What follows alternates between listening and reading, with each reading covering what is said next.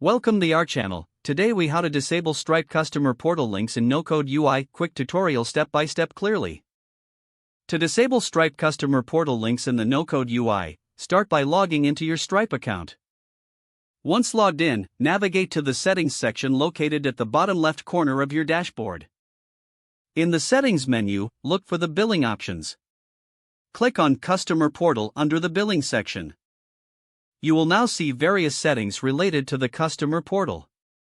Locate the section that addresses link visibility. If you wish to disable the links, toggle the option that allows customers to access the portal. Confirm that this change has been applied by reviewing the settings summary.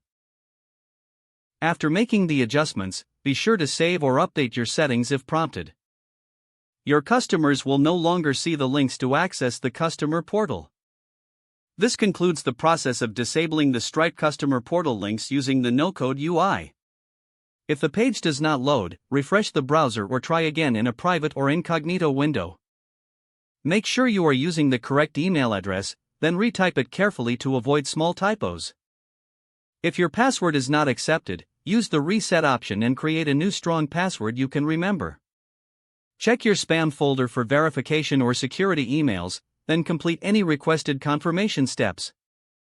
Enable two-factor authentication if available to improve account security and reduce unauthorized access risk.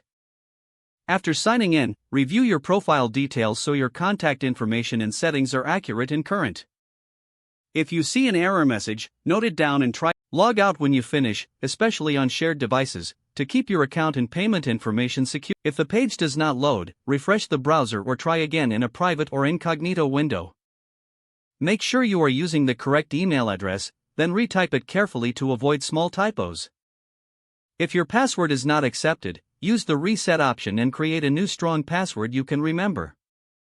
Check your spam folder for verification or security emails, then complete any requested confirmation steps. Enable two-factor authentication if available to improve account security and reduce unauthorized access risk. After signing in, review your profile details so your contact information and settings are accurate and current.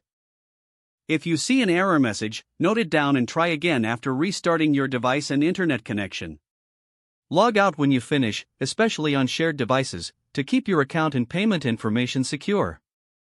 If the page does not load, refresh the browser or try again in a private or incognito window. Don't forget to like this video and subscribe to our channel for more step